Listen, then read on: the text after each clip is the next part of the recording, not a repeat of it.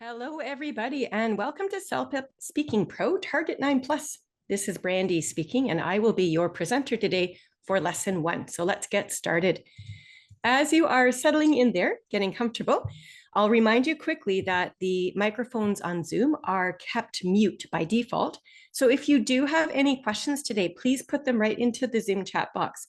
I already see so many hello and good morning and welcoming messages from some of you attending that are in the Zoom chat. So thank you for doing that. So that's exactly where we'd like you to place your questions. As we go through the session today, of course, I will answer as I get a moment. And if I don't get to your question right away, my colleague Simon is online and he can type with you back and forth in the Zoom chat as well.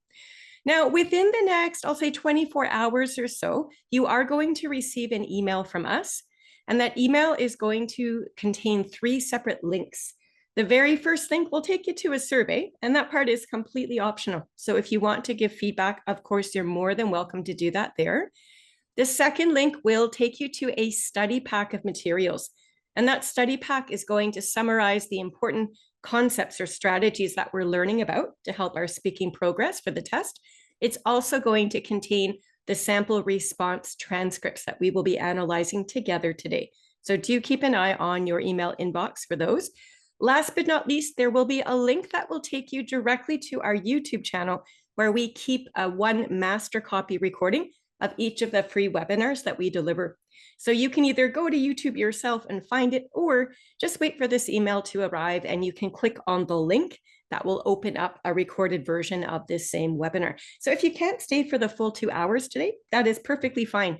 Log out when you need to, and you can always catch up on the recorded version later on when you have time. All right, I'm going to quickly introduce myself, and then I'm hoping that you will introduce yourselves as well in the Zoom chat. So my name is Brandy, and I am an online instructor for the CELPIP test. I've been helping people prepare for CELPIP for about 6 years now, but I have been teaching altogether for 26 years. And throughout most of my career, I've worked with adult students, very much like yourselves, who are usually looking to improve their English language skills or their job readiness skills and so on. So it's my pleasure to be here today to give you some guidance specifically on the speaking components of the CELPIP test. Now, I grew up in Northern Ontario, but I now live on Canada's West Coast in Vancouver. I'm wondering where all of you are living right now. Let me know in the Zoom chat. Where are we reaching today? We generally have a lot of people, of course, already in Canada, but there will be people internationally as well. I'm always curious where you are today. So it looks like we've got Ottawa, Winnipeg, Waterloo, London, Ontario, Vancouver, Montreal, Mississauga, wow, Calgary, Egypt, there we go. I knew somebody would be far and wide from me anyway. Mexico, well, there you go. Philippines, oh my goodness. We are quite the international crew as well. Okay, Marie's telling me that you're from Cuba, but you're now in Newfoundland. Right, so again, we're sort of spread out almost all the way across Canada. Just about every province has been mentioned. And a few of you are internationally. So wherever you are living at the moment, wherever you're from, we welcome you in and hope that you gain a lot of knowledge about the CELPIP test as we talk about speaking today. Now, before I forget, I'm going to quickly mention that, of course, you know, CELPIP is taken largely as a Canadian immigration test, but you can also now take the CELPIP test if you are looking to immigrate to Australia. So to live or work in Australia, the same CELPIP test could be taken and you can apply there. So I just thought I'd mention that as it gives you a little bit of variety as far as where you might want to put down roots eventually once you've taken the test. Here is our plan today. It is a 2-hour session, as I said just earlier. I'm going to take about 12 or 13 minutes to quickly introduce the overview of what this speaking test is all about. There are 8 tasks that on the test when you complete it, and we need to know how you're being scored. There is a team of human raters that are evaluating your speaking. So you all need to know which skills that these raters are looking for so you can demonstrate them on the test. And we will have time in today's session. It's lesson 1, and we're going to look at tasks 1 and 2 specifically. So for each of these tasks, I've got a real CELPIP test question taken from a past CELPIP test. As a group, we're going to read through the question and we are going to brainstorm. So that means we're going to think of some of our own ideas that we would include if we were indeed answering these questions, if they were our actual test questions. And after we've had a chance to think about our own ideas, I'm going to set some timers on screen and ask each of you at home to practice speaking out loud. So I really want you to take advantage of this opportunity to see what it's like to speak for the full 60 seconds or 90 seconds from start to finish, to start building your confidence. And remember, your microphones are muted. I will reassure you that none of us will hear you speaking, but I hope that you do practice these skills where you're listening in from today. And after we've gone through these two tasks in detail, we will also be analyzing other people's responses, real test takers from the tests themselves, and we'll be talking about what they did well on these responses and where they need to improve. And by the end of today's session, you should be more familiar with the scoring system. And then I'm going to quickly introduce you to a lot of our free study materials that you might want to take advantage of as you continue to prep at home. And there's also an online bookstore, so I can quickly introduce that to you as well. So here are all 8 tasks fitted nicely onto one little slide here from start to finish. As I mentioned earlier, we're doing lesson 1 today. Lesson 2 will be offered later on next week, and then lesson 3 the following week. So each of these lessons are 2 hours in length. So they give us a lot of opportunity to practice our own skills as well as analyze other responses that exist. All right, now when you look at the 2 columns to the right-hand side, there's a prep time and a speaking time for each. Then that prep column with seconds, you'll notice that usually you are speaking for 30 seconds, or sorry, let me back that up. Usually you are preparing for 30 seconds, but there are 2 tasks that we will get to in lessons 2 and 3 that you'll have a full minute to prepare. And when I say prepare, all that means is you're reading the test question, you're thinking about your ideas. You are given paper and pen right in the testing room. So if you wanted to take some quick notes, of course, you're more than welcome to do that. But when that preparation time has finished, you're going to hear a recorded voice speak through the headset that you're wearing in front of your computer. And it's going to say, start speaking now, at which point there is a microphone attached to your headset. It's just going to turn on, and anything you say out loud is going to be recorded. So you're literally recording all of your answers to these 8 tasks. And those recordings that you make are sent out later on to the rating team, who will listen back and of course give you a score based on strengths and weaknesses that they're detecting in each of your answers. So if you glance quickly at the speaking time column, you'll notice that most of the time you will be speaking for 1 full minute aloud, but there are 2 different tasks, and we're going to do the first one today, as a matter of fact, that require a little bit more time from you, so 90 seconds. So that's why as a group online here, we will take a moment to think of some of our own ideas, because I think that's going to help you. The more ideas you have, the more time you'll be able to feel comfortably on this test. When you do the math and you add up all of your prep time and your speaking time, you'll notice that it only takes 15 minutes to complete all 8 speaking tasks. And this is the very last part of your entire CELPIP test. So it will go by quickly. And the good news is when you finish speaking task 8, you're done the entire CELPIP test, and you can leave the testing room at that time. Okay, let's have a quick look at simply a computer screen. We're not going to workshop this question right this second, but I did want to draw your attention to the way that each different computer screen is formulated. So you'll notice always that prep time clock and recording time here in the top right-hand side of the screen. I would recommend you look here first. Just take a quick second and notice how much time you will be speaking for coming up, because that's going to influence the number of ideas that you'll want to prepare during the prep time. Now, your question is always facing you right in the middle of the screen as you're speaking. So if you get a bit lost when you're delivering your answer, you can always look back at this question and make sure that you're answering what's asked of you here. And the clock itself for the prep time, although it is listed in the top right-hand corner, of course, you're always going to see a larger clock right here in the middle of your screen. So you can't miss it. It's facing you as you're preparing. This one would start with 30 seconds since it's a 30-second prep time, and it's going to count backwards. So the moment this prep time clock gets to 0, that's when you'll hear the automated voice speak through the headset to say, start speaking now. At which point, as I mentioned, your microphone turns on and you start speaking and you deliver the answer. I will point out this little next button here in the top right-hand corner of the screen. You are going to see this all the way through CELPIP for the listening, the reading, the writing, and the speaking components. When you click next, just like the word implies, you're going to be moving to the next question. For the speaking test, I don't foresee a very valid reason for clicking next. your prep time is so short, your recording time is so short, you wouldn't want to give that up. You wouldn't want to skip a question, as it would have a negative impact on your score. But again, the next button is there. It's more useful in the other sections. So for writing, for instance, if you finish early, you could click next and just move to the next part. But just notice it will be there. Again, I don't think you'll use it for speaking, but you'll see it anyway. If you do click next, you'll move forward, but there's no back button. So you can never go back. I need to mention that to you. As well, you cannot carry with you extra time to the next screen. So every single question or task that you complete on CELPIP, it always begins with its own preset number of seconds or minutes. So little bit of background that will help you out, I think. Now, when you are speaking, this is now what you'll see. So you no longer have that countdown clock like you saw for the prep time. Instead, when you start speaking into your microphone, you'll notice that little gray bar will bounce up and down as it's doing now, covering the icon of the microphone. And you'll see the word recording. So these are two clues that your microphone is live and anything you say aloud is going to be considered part of your answer. Just speak comfortably into the mic. You don't have to yell, but you don't want to whisper either, because you do want to have a clear recording for the rating team. But the bar should be right about the middle of the screen when you're speaking into it, as you can see here demonstrated. It just tells you that your volume is fine and the mic is working just fine as well. Now, the only difference on the actual test as compared to what you see here is that little blue bar beneath the word recording. It's actually going to move when you take the real test in the testing room. This is the timer.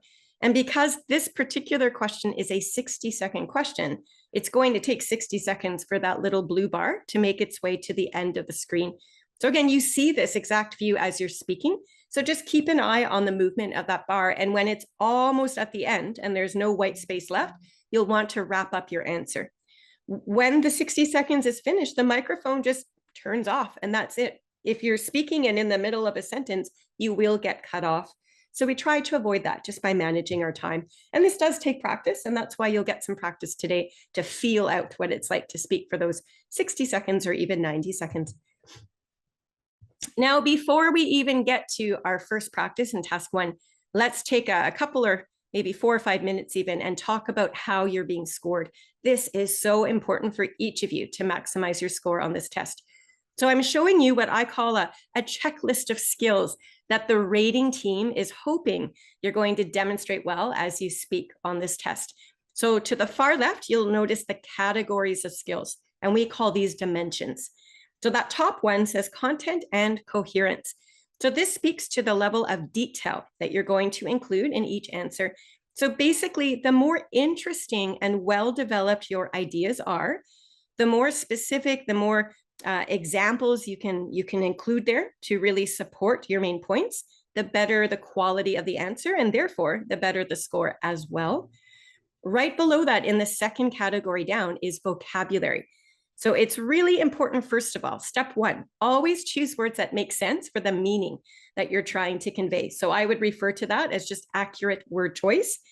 The words you choose need to be natural as well.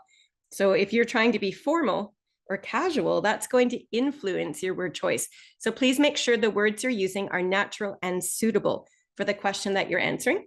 And once you've mastered those foundational skills, I think those of you looking for a higher level score are going to really want to study vocab at home and make sure you've got a good range or a good variety of words that you can include at any time. And the more precise your word choice is, the more interesting and descriptive it is, the better your score is going to be. Right below that, we see listenability, and this measures your speech delivery skills. So really, it's all about your pronunciation, the volume or the speed at which you speak. I would consider those to be foundational skills. So we practice those first. And once we fine-tune those, we want to, I would say, master or get really comfortable at moving our speech forward from beginning to end with as few interruptions or pauses or interjections as possible. So once again, this takes a lot of practice in any language, not just in English for the CELPIP test, but we want to make sure that you are engaging the listener and not interrupting yourself so frequently that the listener starts to lose focus. Apart from just those elements of good speech, your grammar and your sentence structure will be assessed. Now, the rating team does not have a transcript of your answers. Remember, they just have those recordings that they're listening to. but they can still tell if you're speaking in complete sentences that are grammatically correct. And hopefully you're including some complex structures as you speak. Because once again, the more complexity you can demonstrate all the way through the CELPIP test, the better your score is going to be. Last but not least is task fulfillment. And this is going to speak to, as you can see, about 4 different factors here. I always start with completeness. Whatever the test instructions ask you to talk about, please make sure you are addressing all parts of the question. Don't forget a part or it's going to have a negative impact on your score. So address all parts. Make sure as well, please, that your details are relevant. So that means they actually have to be on topic and address the question that you are trying your best to answer. That third factor down says tone, and tone can be tricky for some of us until we get the hang of it. It really speaks to, again, how formal or casual you're being, but also to the emotion that you are conveying through your word choice. And we'll see some examples of tone today as we look at or listen to, I guess, our sample responses. And last but not least is the length of your answer. So you do not have to be perfect at 60 seconds or at 90 seconds, but you simply want to use as much time as you can to deliver a very well-organized response.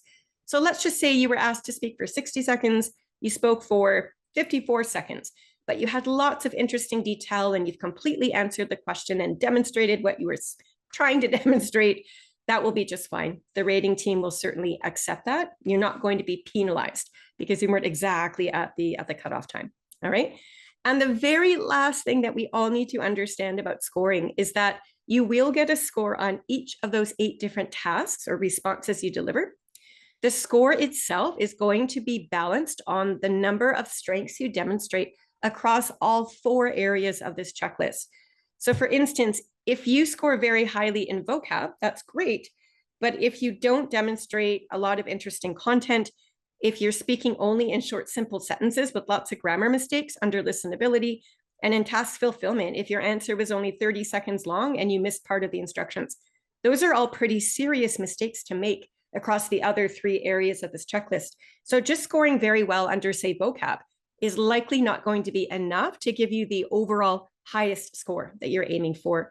So my best advice to you is to make sure as you practice your speech at home, you are consulting this speaking performance standard chart. You'll get this in your study pack and it's publicly available on the CELPIP website. It's just so important for each of you to make an effort to demonstrate strengths across all 4 of these areas. And we will come back time and again to these 4 categories of skills as we start analyzing the responses today. So these will hopefully be committed to your memory by the time the session is finished. Okay, here is your score chart. So as you can see, there are 12 levels of CELPIP altogether, 12 being the top or advanced score that you might achieve. And of course, it goes down from there, right to the very bottom, to the level 0. Can I quickly ask what score all of you are aiming for today? Kindly let me know right now in the Zoom chat box so I can see where we're at today. Let me know. Okay, so right now, at a quick glance, I'm seeing that we're ranging basically anywhere between level 8 and level 12, just from all the different scores that are coming in right now. So you're basically in the right place then. And part of the reason I asked is because we referred to this particular series of webinars as Target 9 or Target 9 Plus. So our ultimate goal today is to really learn and be able to demonstrate skills that in our speech will allow us to achieve at least a level 9 when we take the CELPIP test, if not higher. So that's where the 9 plus comes into play. So the strategies and the practice I'm going to help you with today, provided you take these strategies and use them at home when you're practicing, you can certainly achieve higher than a level 9. But we're going to be looking at the minimum score of level 9. And to that end today, I will let you know that all the responses that we will be analyzing as a group from real test takers, these people scored either a level 8 or a level 9. So we're focusing just on what I call the threshold there, those 2 scores, because I really want you to notice the difference. So if you've taken CELPIP before and have scored a level 8, it's a good score, but there's a huge difference between level 8 and 9. So we need to sort of make up that gap and learn how to be more complex and interesting in our speech. And then once you've done that and achieved the level 9, hopefully you can continue to push yourself at home and earn even a higher score. So that's what today's all about, looking at level 9 in particular. And when you actually finish your test in the testing room, within 3 to 4 business days, your score report is generally ready. You will receive an email notification asking you to check your online CELPIP account, and you can see your scores. Whatever score you do achieve in speaking, it's going to be associated with a different performance profile. So I'm showing you right now what the level 9 performance profile is. It's just a little write-up that summarizes in general terms what somebody speaking at that level should be able to demonstrate. So I've bolded out the really important skills that we're going to target today for level 9. So the first one talks about details, and to achieve that level 9 or higher, you want your details to be more complex, more supported, and more well-developed. You're not just including general ideas. That's probably not going to be strong enough to get you into level 9. So we'll really work on our details today together. You just want to basically target more complex ideas is all. So we'll come back to this level 9 performance profile as we go through the session today. Okay, so let's dive right into our speaking task 1. This is all about giving advice. It always will be every time you take a CELPIP test. So here is the question we will workshop together today. Your timer is right up here in the top right-hand corner. So you'll notice you've got 30 seconds to read the question and think it through. And then as you speak out loud, you will be speaking for 90 seconds. And that's just really, really important for each of you to remember as you're planning out your ideas. So can you take just about, 10 seconds at the very most to read this question to yourself? And then I'm going to ask you some questions about it.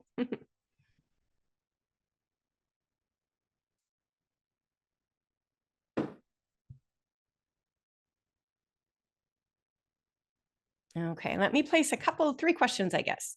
So as soon as you're able, can you just let me know who it is you're meant to be speaking to? There is a name given here, but you also want to recognize who this person is to you, because it's going to influence whether you're supposed to be casual or formal. So Sakshi has started us off quite well with it's Mark, and also given us the detail we need there, it's a friend. So the questions are short enough. Usually if you're asked to speak to a person, the name will be right there at the beginning. And this is going to be a role play. So when you start speaking, you absolutely want to address your friend. And because it's a friend, you can be casual. You can say, hey, Mark, how's it going today? I mean, that would make sense, just as you might speak to a friend in real life. Okay, now there is background information that, of course, we always need to observe. And in this question, we're told that Mark wants to speak to a woman, I guess, that he works with, but he's just really shy and he doesn't know how to approach her. He doesn't know what to say to her. And this is what we're going to advise him about. The whole point here is to give Mark advice. And you'll notice in this practice question, we've got 2 different points that we have to cover. So first of all, we want to explain how Mark is going to speak to this woman. And once we've given him some tips on how he can approach her, we will then suggest some topics of conversation. So remember task fulfillment. You want a complete score here. So you must give advice for both parts of this question. Before I start asking you for pieces of advice, can we come up with the name of this woman in the office?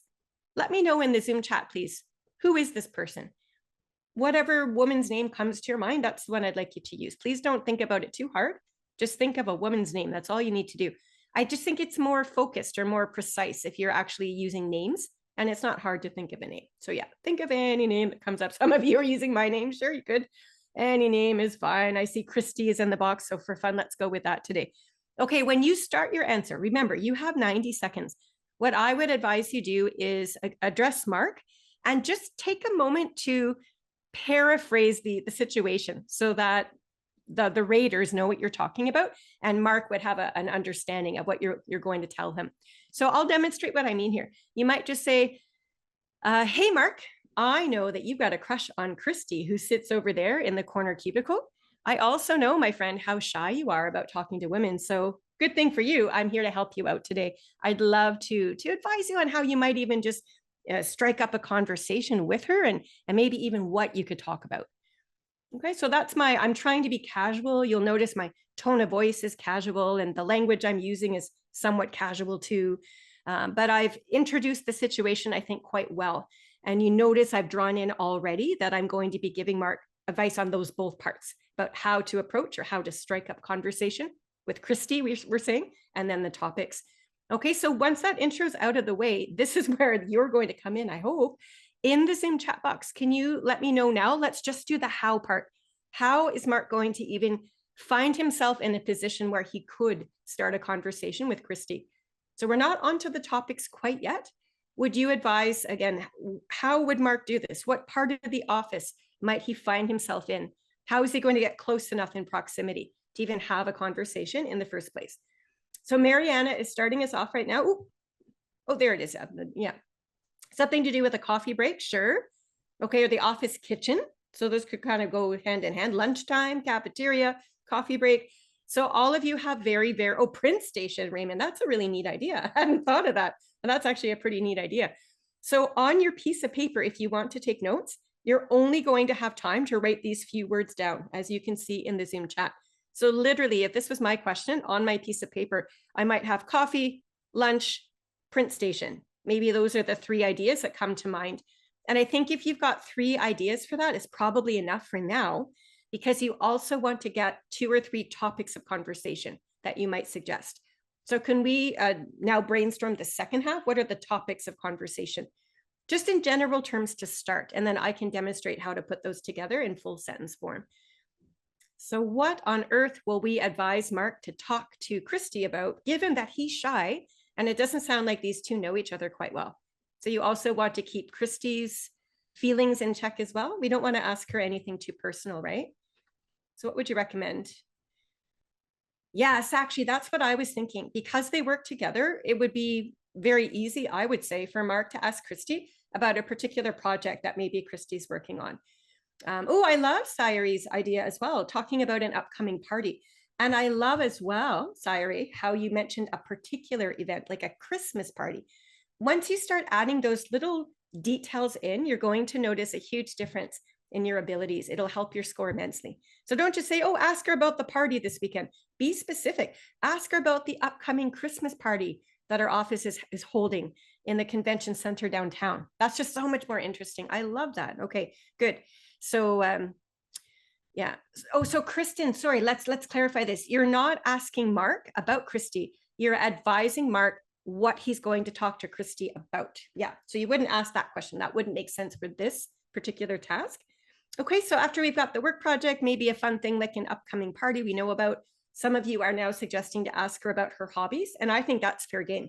When you don't know someone well, talking about movies or books or upcoming vacation trips, those are all interesting topics, and it allows you to get to know each other in a safe environment. It's nothing personal, right? So all of that is very, very good. Okay, so again, on your piece of paper for topics, writing down just a few words would help. So probably a work project, Christmas party, hobby. If that's what you get down on your piece of paper, you're looking good, right? Because you'll have that in front of you when you then turn to speak. So let me demonstrate what one of those things look like or sound like, I guess. So remember, I've already demonstrated our intro. You've set the stage, and we know Mark wants to talk to Christy, and we're going to advise him on how to do that. So we might just say, notice my transition. I might just say, first of all, Mark, why don't you join Christy at her table of friends in the cafeteria? And that way you'll be sitting close enough to her that you can join in their conversation and get to know her a little bit better. Okay, so all of you who suggested lunch, that's an example of taking that one word idea, and as you speak, you're developing it further with ideas that make sense in the situation. Okay, so that's one example of how he's even going to just find himself in a position where he can have a conversation. So you would probably list a couple more. And after you finish with the how, you would then segue to topics, right? So you might just say, anyway, Mark, when you get a chance to actually strike up the conversation with Christy, perhaps one of the first things you might mention is ask her if she's attending that upcoming Christmas party. You know, the company's holding it at the convention center downtown Saturday night. That would be fun to find out if she'll be there, because then maybe you can go as well and get to know her a little bit better. Okay, so again, that's an example of just taking the one idea of Christmas party and expanding it into a couple of sentences as you're having a casual conversation with a friend. Okay, so again, when you're practicing at home, this is what I'm hoping you can do step by step. It's not going to happen overnight. It takes a lot of practice to get up to this ability. But if you do have a little list of 1 or 2 word ideas at a time, practice taking those ideas and just developing sentence explanations around them. As you practice at home, you might not even want to set a timer at first. I think it's just important to get your ideas out. But once you've got your ideas, they're coming together, I definitely do recommend you set your timer. This is a 90-second question, so you just want to know how many details you'll have time for. Anyway, what I'd like to do with this particular question is we're now going to listen to an actual CELPIP test taker answer it. This is a man speaking. He encountered this exact same question sometime in the past when he wrote his CELPIP. So I'm going to play it for you, and you'll notice we will follow the transcript. The rating team does not have a transcript. Remember, they just have the recordings. But I want all of us to recognize strong examples of vocabulary, sentence structure, grammar, content, and so on. So it's just easier for us to do that when we've got the transcript right in front of us. You will receive both the audio clip and the transcripts in your study pack. So you can always come back and review these later on. So I'll play this for you now. Remember, all of our answers, they received either a level 8 or 9. So after we've listened, and then we will talk about strengths and weaknesses, I'm going to launch an online Zoom poll. And I'd like you to vote on whether you think that this response earned the level 8 or the level 9, and we'll go from there. So let's take a listen here first. Hey, Mark, I heard you're interested in Sherry. Wow, that's really good to know. She's a really awesome person. So you're really shy about it, then why don't you just like ask for a coffee, during like lunch break or something like that? Maybe you can just like initiate, maybe, hey, do you wanna talk about project or something like that? That will be actually kind of smooth way. She won't be really, creeped out by it. Sometimes the female coworkers, when male coworkers ask them out, you feel kind of like they feel a little bit creeped out, especially they just like approach kind of a little bit wrong way or something like that. But if you ask for a coffee, to talk about project, you guys working together, that would be actually really nice, to talk about. She will feel like, maybe friendly about you. And maybe once you succeed in, asking out for a coffee, maybe you can start asking for lunch or something like that later on. Maybe ask for like a drink, after work, but very casually. That'll be, the key. So good luck with it, Mark, and I hope she likes it. Okay, there we have it. So I'm going to start off by asking you to help us analyze the listenability section. This is actually the third category down on that rating checklist, but because this woman's speech is so fresh in our minds, I thought it would be wise to start with this category. So the first question I think is an easy one. Can you please let me know in the Zoom chat if this woman's pronunciation was clear? Would you say yes or would you say no? So just pronunciation, that is the only element that we are focusing on right now. We're going to go sort of step by step here to understand her score. And I'm so happy with the yeses coming in. Her pronunciation is fantastic. There is not a problem with pronunciation. I'm not too sure why some of you are saying no. Maybe you've got a spotty internet connection and you can't hear well, but her pronunciation is crystal clear. Not an issue there whatsoever, so we'll move on. Can we focus on pauses next? Pausing is another element of speech, when we do it well anyway. Does this woman pause frequently for too long?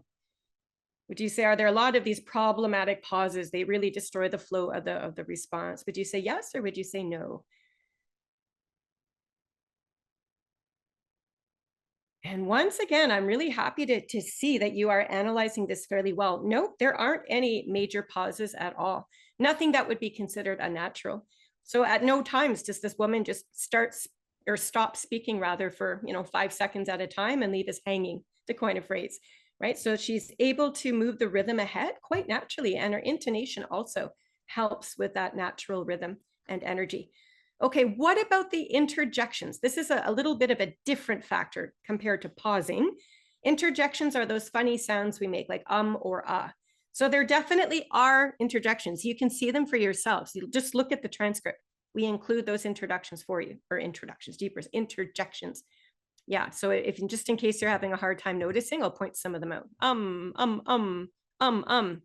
So yeah, this is happening quite frequently. So they're a little bit too frequent. They're maybe just starting to interrupt the flow a bit.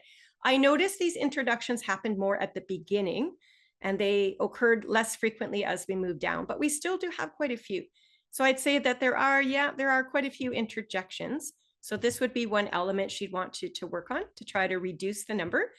But as important as problematic interjections is another particular issue that she has. I'll call it an issue. Look at how frequently this woman says, or like, kind of like, just like, and on and on. So I circled them for you just to draw it to your attention. So these aren't interjections in the same way as or but I would argue that they cause the same problem. Using an expression like this so frequently interrupts the flow of the piece, and these expressions don't add any value for content. So let's just count them as interjections and say that so far of the elements of speech we're talking about, this would be the one area where she really wants to improve. My guess is she maybe doesn't know that she is using this expression. Quite often as we speak aloud, we don't realize that we're saying things like this often. My advice to all of you, and for this woman too, if she's online, who knows, is to record your own practice at home. So use your cell phone, something easy like that, speak right into your phone, record it, and then listen back, because you want to be aware if you're making problems like this as you speak. And once you know there's a problem, you can be mindful about it to reduce the number of times you say it. So that's definitely something I would advise this woman to work on. And the only other part of listenability that we still need to talk about would be sentence structure and grammar. So I'm going to start with sentence structure. And if you just look up even at these first couple of sentences here, I can even read them out loud to you. Can you let me know in the Zoom chat if these are simple sentence structures or if they're more complex? So she says, hey, Mark, I heard you're interested in Sherry. That's really good to know. She's a really awesome person. So you're really shy about it, and on from there. So remember, a simple sentence structure tends to be short, but it also has sort of only one idea. It doesn't connect. We don't connect ideas together to make these longer, more complex structures. And as all of you are correctly saying in the Zoom chat, yeah, these are pretty simple. And you'll notice most of these sentences too are the same length. So we don't have that variety either that the rating team is looking for. So we'd want to revise that a wee bit. As you study at home, please learn different connections and transitions that you might add in so you can create these longer structures. That's all. Okay, anyway, let's move on to the content. And as we look at vocab, I can point out a couple of grammatical errors too. Let's really focus on her pieces of advice. She does have 3 different pieces of advice for how Mark is going to talk to Sherry. Sherry is the name of the woman that she's included here in this answer. And I've underlined them for you just to save some time. So we do mention something about a coffee, something about a lunch break, and then towards the bottom, something about having a drink. So I think when all of us suggested our own ideas just earlier in the Zoom chat, most of you suggested coffee and lunch. I don't remember anyone suggesting drink. So that's another idea that would make sense in this context. So 3 general pieces of advice on how Mark will have this conversation with Sherry, but I'm just going to point out that even though the ideas make sense, there are quite a few issues with what I'll call syntax. Syntax is the word choice, but also the word order. It's how you put together words to form an idea. And I'll read out the first idea about coffee, and you can see there's a slight problem with it. This female test taker has said to Mark, why don't you just ask for a coffee? So when we say that, we know something to do with coffee is being suggested here, but it's not clear. So is the test taker advising Mark to ask Sherry out for a coffee? Probably that's what it is. But the way she's expressed it, it almost sounds like she is suggesting that Mark should ask Sherry to get him a coffee. Do you see what I mean by the language? It's not 100% clear. So I don't know if you would count that as a grammar mistake or more of a syntax vocabulary error. Sort of, they both go together perhaps. And the second half of that idea, she then says, like during lunch break.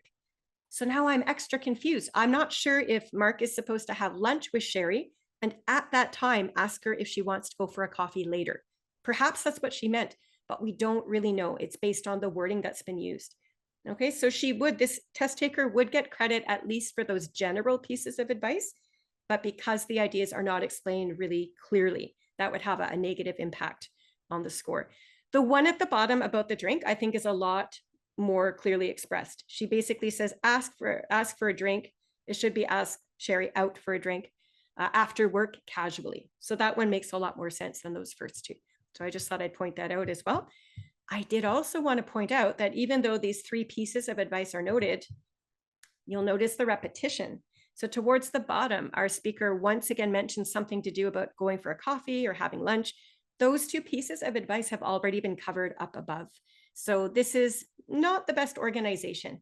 So if the coherence factor maybe isn't as strong as it needs to be, we don't want to talk in circles and repeat ourselves. We want to always suggest new and novel ideas to keep the information fresh. But she's sort of on the right track. She's got a good start anyways, just with some skills she'll want to improve. There's only one topic of conversation though, right? Where she says, and we all thought of this, this makes sense. I mean, why not ask Sherry all about a project? But this is the only piece of advice that even addresses that second half of the test instructions. And further to that, there's no example about what type of work project that he's to ask her about. All she says is ask her about a work project or something like that. So we just don't have a lot of development there from a content standpoint. So when you're giving your answers, you're going to want to be very specific. Can I ask you right now really quickly, how could we improve this? What kind of work projects are some of you working on right now, as a matter of fact? Why not draw in your own life experience to beef this up? And I'll give you a little example. I'll just use my own work experience here. So I myself am actually attending a conference in a couple of weeks. So because that's true for me, that idea is right in the foreground of my mind. So if this was my answer, I would just pretend that Sherry's the one going to a conference because it's easy and fast for me to think of. I might just say, hey, Mark, you know that Sherry's going to be representing our company at the Tussle, Ontario conference in 2 weeks' time. Why don't you ask her how she's feeling about it? And better yet, if she needs any help, maybe you can listen to her practice, her presentation. So I just gave you 2 or 3 sentences with precise examples of the type of project that Sherry is going to be working on. And I've also used casual tone because I'm talking to my friend Mark. So my answer there definitely elevates the score level if you're just looking at content and sentence structure. Okay, let's see what the rest of you have suggested right now. So Homa, it's not so much a work project you're suggesting. Well, I guess it is a work project, isn't it? You're talking about going on to a work site visit. I like that. If you could even think of more precise details to really evaluate that further, I think that would be great. So where is this work site visit? You might just say, hey, Mark, you know that Sherry is going to be visiting our new office that's just opened up over there on Main and Bloor next week, as a matter of fact. Why don't you ask her about that? I think she'd probably be excited to know you're interested to hear. Okay, so I like your idea, Homa, but a work site visit is still kind of like a general idea. I would love for you to push yourself and give these specifics if you can. That's really going to get you past the level 9 and higher level. Okay. Oh, here we go. We have one more suggestion and then we'll move on. So Sakshi is suggesting, okay, so why don't you ask her, Mark, about the new tools and technologies that our company has been told we need to start implementing so that she can use these in past projects? Sure, you could. If it were me, I would probably name the tool. I would probably go, hey, Mark, why don't you ask Sherry if she's comfortable implementing the new AI tool that our company is leaning towards? You know, and again, if she's not, maybe you can help her troubleshoot. That would be better than just which tool. All we're adding in there is it's an AI tool. That again, just you're adding what's called the icing on the cake. Do you all know that expression? You already have a great idea, actually, but we're pushing it further. The icing is the sweet part on top of the cake. So it adds just a little bit more taste. And that's all we want to do with our content details. But you've got it. You've got the hang of it, I think. This is great. Okay, let's get rid of this here. And let's go on to vocab. I'm going to underline a couple or 3 words even that I think are the most descriptive or precise and that have been used naturally and accurately. And you'll see them here in green. So words like initiate, that's a really interesting way to say to start. Creeped out is a really interesting way to suggest you've got to be mindful, Mark, that Sherry's not uncomfortable when you start talking to her. Great going there. And at the bottom, casually, ask her for a drink casually. That adds a nice touch. So these would probably demonstrate her best vocab. Can I now ask you to find evidence here in her vocabulary that's just a little bit general, a little bit vague, or even a little bit repetitive? Take a quick moment to examine the transcript and see if anything jumps out at you. I'm noticing another expression that she tends to repeat quite a bit. And once again, is just very vague. Doesn't give us any detail. I'll give you about 10 seconds to find it and then I'll underline it for you. How about that? Yeah, I think feel like, Sarah, I think we covered in the like and feel like. I think all of that's been covered. Let's see if anybody can find it now. Yeah, it's not maybe. Okay, maybe I do have to show you then. Okay, that's what I'm here for. Did you notice this? Something like that, something like that, something like that, something like that. We shouldn't be using this expression even once, let alone 4 times, because the word something literally tells us nothing, right? So again, going back to the second example where she's talking, the female test taker asks Mark about the work project. Hey, why don't you ask her, do you want to talk about this project? Rather than say, or something like that. That's where we put the example in. Why don't you talk about this project? You know, the conference that Sherry's going to be attending next week. Ask her if she's ready to go. That's how you would replace, get rid of that something because it tells you nothing and give that precise example. So just something to think on. And this is a big one. This is more obvious in level 8 and lower. Level 9 test takers and higher, level 9 to 12, generally have practiced enough that they're no longer doing this. Not all the time. We might see a few examples, but this is one of the huge differences between these two levels is being able to think of those precise details quickly and on the spot. So it takes a bit more practice, clearly. There were a couple of other examples here. I just wanted to point out, again, it's sort of like the syntax or the grammar, right? It's imprecise word choices. That one in the middle is likely the most offending culprit. She says, just like approach in a kind of a little bit wrong way or something like that. That's very muddled, right? I think what she means is when you approach Sherry to talk to her, just be mindful that you don't want to talk about personal topics that would make her uncomfortable. I think that's what she's meaning to say here, but we just need more fine tuning and so on. Anyway, I think you get the point about the vocab. On to task fulfillment. This is the very last part of the Raters checklist. I will say that this woman's tone is perfect for this task. She's being casual because Mark is her friend. Like, hey, Mark, I heard you're interested in Sherry. Great to know. All of that is absolutely natural and suitable. And I can see any friend talking that way to another. I know it's a colleague of hers, but they're clearly friendly. So tone is perfect. She did technically answer the question. She did give advice about how Mark should talk to Sherry and what they could talk about. But remember, it's not balanced. There are only 3 details, there are 3 details for how, but there's only that one about the project. So when you're delivering an answer and there are 2 parts to the question, I would encourage you to try to balance it out. Even if you had, say, 3 details and 2 details, that would be better than having 3 and 1. Because the rating team just needs to make sure you've understood and you can think of ideas to cover the full picture. That's all. So it's a good start, as I say, but a little bit more effort is required there for the task fulfillment. But hey, this woman does speak for the full 90 seconds, and that's definitely a strength under the task fulfillment too. Anyway, here is the performance profile that I've already shared with you. Remember, for level 9, if somebody does achieve a level 9, it means that their details are complex. Their grammar and sentence structure is starting to be more consistently complex with good control, likewise with the vocab. So I'm going to share with you a little summary of all the strengths and weaknesses we've talked about. And you'll notice we've broken them down for you under the 4 categories of the rating checklist. Okay, so have a little look here. This is a review. You will get this exact same summary of her skills in your study pack when you receive our email.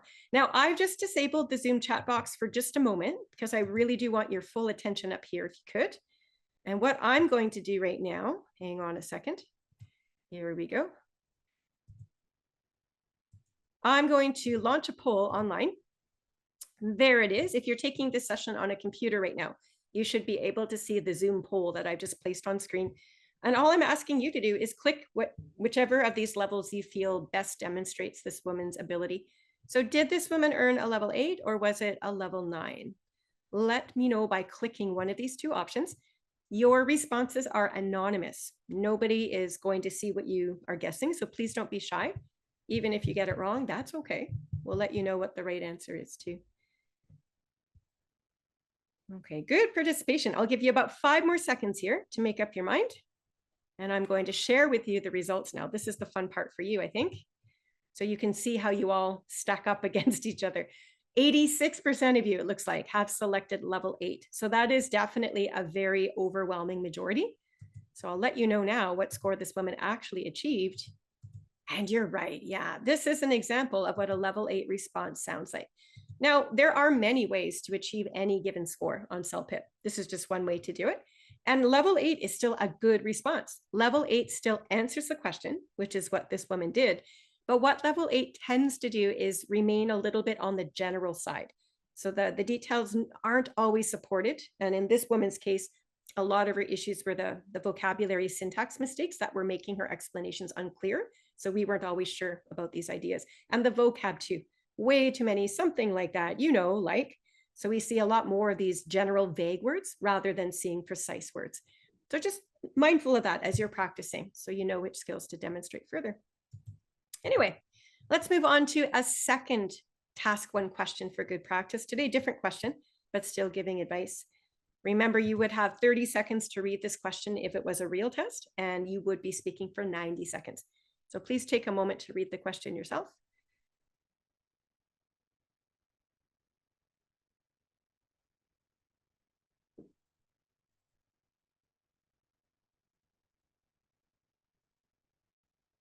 And when you're ready, let's answer these questions below here.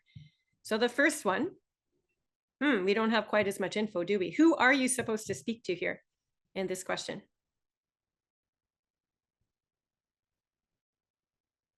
Yeah, a friend. Not much more than that, right? All it says is your friend.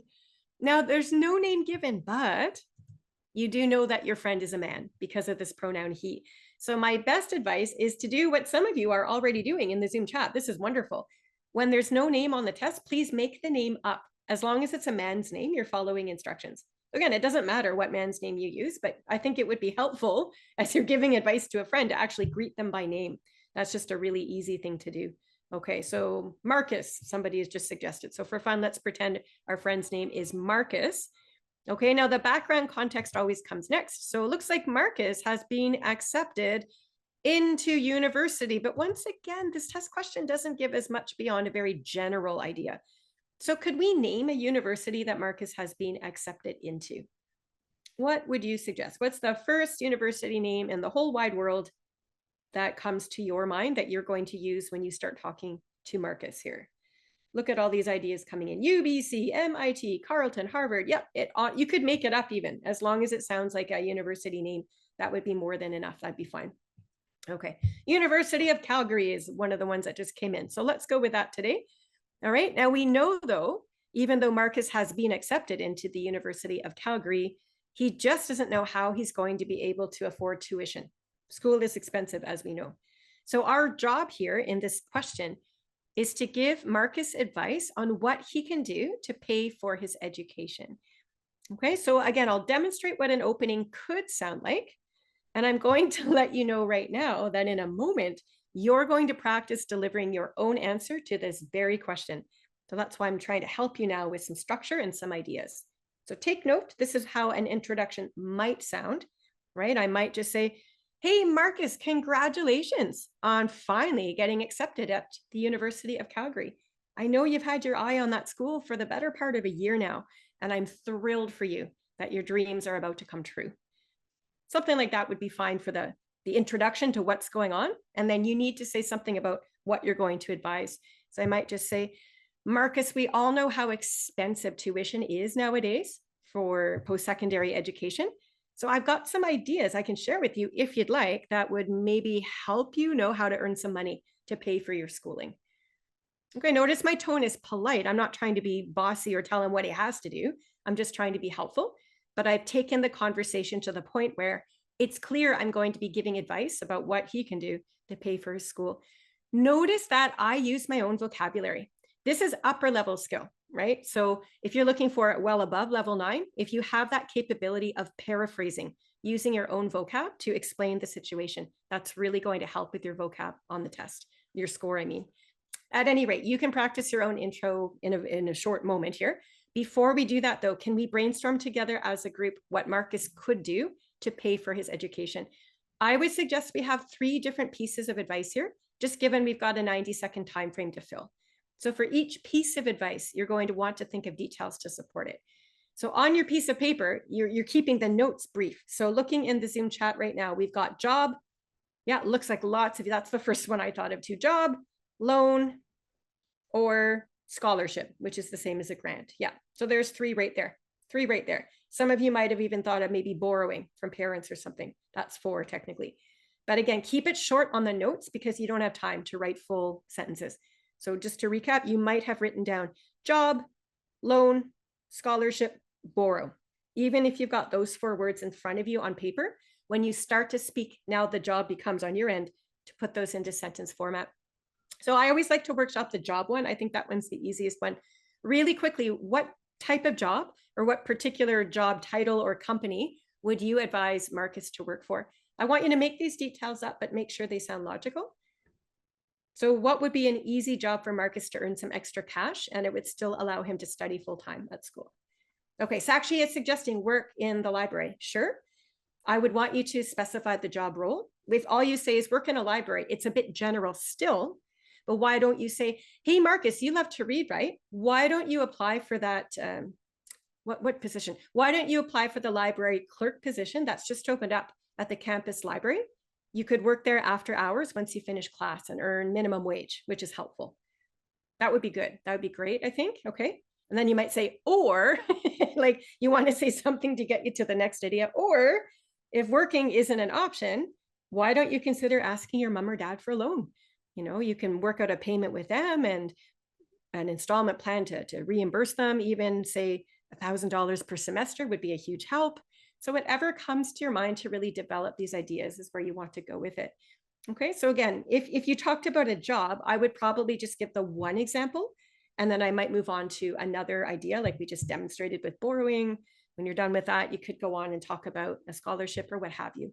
But for each main idea, I want you to pause for development. Don't just rattle off a list of things you could do.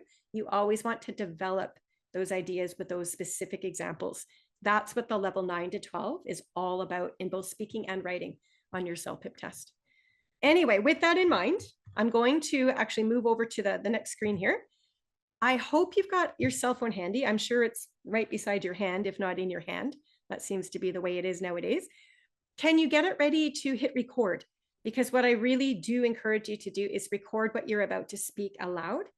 And then you can listen to it later on and start looking at your own strengths and weaknesses. That's always the first step in improving your abilities. You need to know what you're doing well and where you need to still work on. So just get that all set up with whatever recording device you have. This is going to be the same question. It's still the one where you're talking to your friend and giving advice about tuition. So you're welcome to use the same ideas we just talked about. Absolutely. Or of course, you can make up some of your own. You can use our names like Marcus and University of Calgary, or make up your own names. Again, it's totally up to you. Remember, none of us are going to hear what you have to say because your microphones are muted. So please feel reassured and comfortable. You're the only one that can hear you right now, I hope. Anyway, see those timers at the bottom? I am going to click the first one for 30 seconds, and that you're still going to have some prep time. Still have a bit more time to think of some ideas. When the 30 seconds is done, I will announce out loud and set the timer for 90 seconds. And that's when you hit record on the cell phone, of course. So let's get started now with your prep.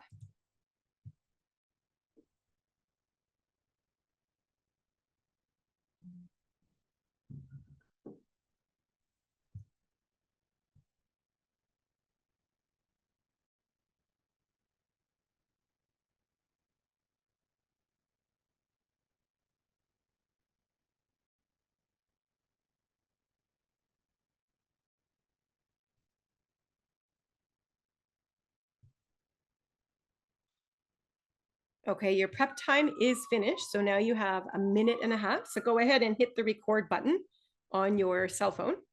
And your minute and a half starts right now.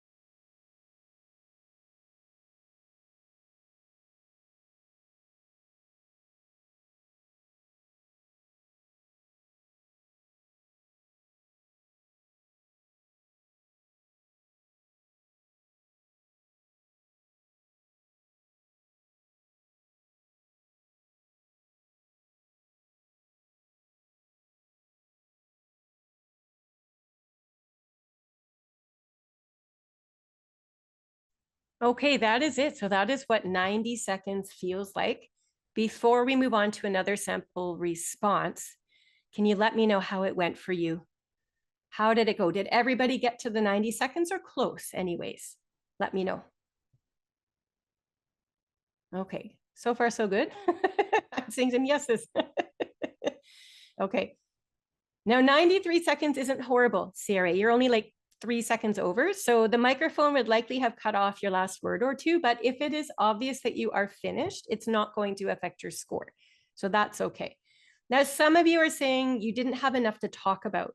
So for you, what I would recommend you do at home as you study is I don't want you to set a timer yet. What I want you to do is just take however long it takes for you to think of at least, say, 3 pieces of advice, and then practice speaking aloud for each point individually. Break it into 3 separate parts. So I would think if you do the math here, say 10 seconds for an introduction. And then if you've got 3 pieces of advice, what if you were able to speak on each of those parts for about 20 seconds?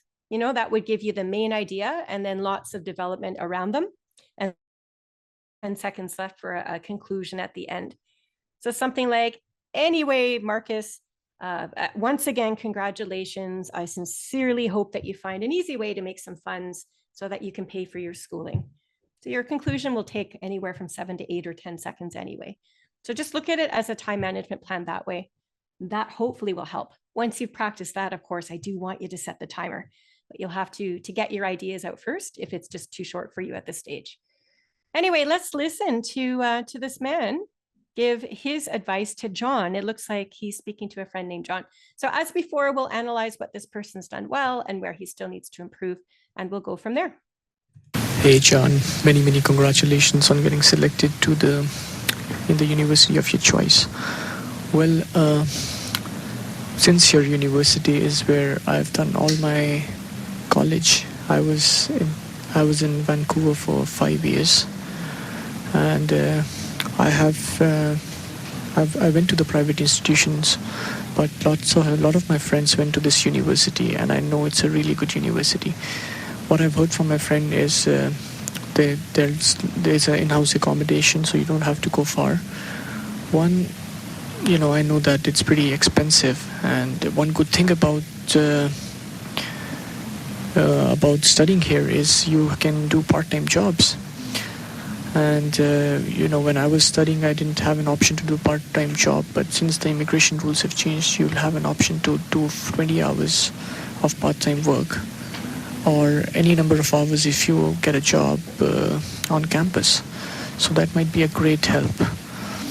And since I've been there, I was in that city for 5 years. I know a lot of people, so once you land there, just let me know. I can give you some references. I can even forward your resume to some of the employers I know. And I don't think so it should be a problem for you, because by working part-time you can at least afford your accommodation and a great deal of tuition. All right, so he got cut off at the end. Did you notice that? But it was clear that he'd given a very complete answer. So that's not going to impact his score. In this case, it's okay. Once again, the rating team is not looking for perfection from you.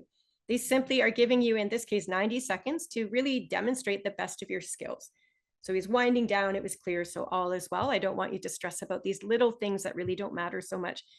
Now, can we quickly talk about this man's speaking skills under listenability? I'm just going to say his pronunciation was absolutely clearly to worry about there. I didn't notice any great pauses. I know there were a few hesitations. And when you get your transcripts, you're going to notice these little dots. This is called an ellipsis. So these are the moments where he did pause for a second or so longer than is natural, but he didn't sit quietly for 4 or 5 seconds. It didn't happen that often. So I would not consider that to be a huge or major mistake. So nothing too bad yet. Likewise with the interjections, there are a handful of these ahs and ums, but they don't happen that frequently. So when any one of us speaks, I think it's natural to interject now and then.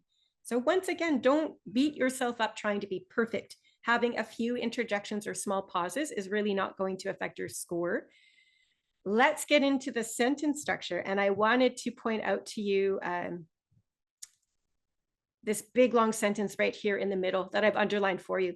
This is one sentence from beginning to end. It is grammatically correct. And what this man has correctly done is combine about 5 different ideas together using different conjunctions or joining words. So he starts his idea off by saying, you know, when I was studying, so that's his first idea. He says, I didn't have an option to do a part-time job. Second idea. There are 2 conjunctions side by side, but since the immigration rules have changed, you'll have an option to do 20 hours of part-time work or any number of hours if you get a job on campus. So again, 5 different ways to combine ideas together to create one very long, compound, complex sentence that is grammatically correct. So this man clearly demonstrates a higher capability with the grammar and the sentence structure. If you just think back to the woman's performance earlier, remember she had quite a few of those short, simple sentences, and there were quite a few syntax or unclear expressions throughout. So if you're just looking at the listenability, I would argue that this man's performance is much stronger than what we saw from the woman earlier in that one regard. Okay, so that takes care of listenability. Can we get into content next? And before we look at the actual advice, I wanted your input on the opening of this man's response. Do you notice this speaker takes the first about 10 or 15 seconds to talk about himself? Did you notice? Basically says, oh, you know, I've been there before, I've gone to school there, etc. Why is this man talking about himself? Is he on topic or is this a mistake? What would you say? What's your assessment? What's the point here? Is this a mistake or is there a purpose behind this, I guess is what I'm asking you. Okay, a couple of you are saying it's, everyone so far is saying it's irrelevant and it's off topic. Okay, Kristen, I agree with you. Yeah, there is a reason for this approach. It's just higher level. So some of you might not have considered it if you've never seen it before. Yeah, this demonstrates to me once again that we are working with a test taker who has been studying long enough. They have a higher command or higher ability. Mohammed, I like your expression. Can I borrow that, please? As Mohammed is suggesting, our CELPIP speaker here is setting the stage for what's to come next by establishing himself as this expert in the situation. Right after congratulating his friend, he makes it very clear. He says, your university is where I went. And he says, I've lived now in Vancouver for 5 years. And he says, my friends also went to a university. It's a little unclear which university he's talking about. Would have been better had he named it. But yeah, he's setting himself up as the expert. Like, I've lived there for 5 years. I went to that school. A lot of my friends did as well. We know it's a great university. So by establishing himself as an expert in the topic, when he finally then does get to the piece of advice, which is maybe getting a part-time job, and he's got so many wonderful details about that, his friend John is, I think, really seriously going to take his advice to heart. Because wouldn't you, if somebody has already done this life event, lived there, gone to that school, wouldn't you want to listen clearly too about how it might be helpful? So that's what that opening is all about. It's setting himself up as an expert. And then when you look at the information in the box, all about getting the part-time job, remember, our expert here, our CELPIP test taker, has already been through the situation. So he refers back to his own experience. He says, when I was studying, I didn't have the option to do part-time work, but he's saying to John, immigration rules have now changed. And look at how precise he is. He says, you'll have an option to work for 20 hours part-time, or even any number of hours if you get a job right on campus. So all of the expertise established up here is really coming into light down here. And then he even offers, he says, remember, I've been here for 5 years, so I know a lot of people. He offers to be a reference for his friend John. He offers to forward a resume to some of the employers he knows. So this is what we call coherence. Coherence is when you start off with your idea in the beginning and you connect the dots, you connect everything throughout the entire response back to it. So this is definitely a higher level approach to this question. Now, if you didn't think to creatively start your response this way, and you just congratulated your friend and got right to the advice, that would still be okay. There is always choice when you're answering a question, and provided you're giving your advice with lots of details to back it up, that's perfectly fine. In fact, this man's style is not quite the same as even mine. Like, I'm glad that he's got about 5 details here to express how John can get a part-time job. My style would be to give probably at least 2 different pieces of advice with details for each, but either way is acceptable. Our speaker did speak for 90 seconds and he gave a very full and complete answer that's very rich with logical details that have been quite well developed. So this approach is a good one to use, something to consider anyway, as you're practicing at home. I'll show you a couple, or I guess 5 examples of really strong vocabulary here. So in-house accommodation, immigration rules, once you land there, references, forward your resume, lots of evidence of precise language choice. Remember in our first response, our woman there kept saying things like, you know, like something like that. So those words, they don't have a lot of meaning. There's no precision at all. But when you look at these examples, this man clearly does have a more developed vocabulary, and the word choice he's using is just so much more precise and interesting. So just looking at vocab, I would argue this man's ability is stronger. Can I ask you to point out a couple of words that you feel are a little bit vague or general? I see about 5 examples that I could draw from, and I'll show them to you in just a minute. But I thought it would be really good practice for each of you to at least find one. Even if you find one today, I'd be happy with that. So you see the good ones underlined in green, but there are words that I think he can improve upon. Let's see if you can find them. These are words that are just very general or vague in nature, and they lack that description or that precision. Maybe private institutions, although I like both of those words, if I'm honest. I think it's not so much private institutions that's the problem. I think it's in the first line where he says university of your choice. I think that one's worse. Pretty expensive. That's a great example, Kristen. Yeah, that's really vague.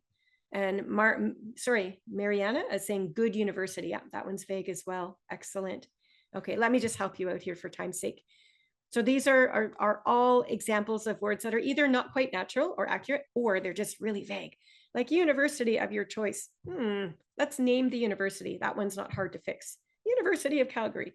Really good university. That word good is so simple and plain and boring. We might just say, I know that the University of Calgary is really well renowned by scholars across the province. There you go. That's a much more interesting way than saying it's a good university. We don't want to just say it's pretty expensive. Does anyone know how much tuition would be for one semester nowadays? It's been many years since I've gone to school. Where are we nowadays for those of you studying? Maybe you've got kids that are studying. 40,000 what for the year, Homa? Per year or per semester? What are we talking here? Yeah, it depends on the program. Can I ask you to ballpark it and come up with a logical suggestion? Okay, so rather than pretty expensive, I don't want you to overthink this or analyze it to death, but I just want you to swap that out with the suggested dollar amount. Dorcas, what is that for? 19,000 for what? 1 year, 2 year, semester? Okay, Kristen's got it. Can we use Kristen's example there? Okay, so rather than say, you know, it's pretty expensive, why not just say, we all know it's going to cost you $20,000 per semester to study. Do you see how much more interesting Kristen's suggestion is as compared to what this man said? So much better and more precise. And one good thing, no, you might just say, there are many benefits of studying at the University of Calgary. And one is that you can actually get a part-time job and work while you go to school, and so on and so on and so on. You get the point.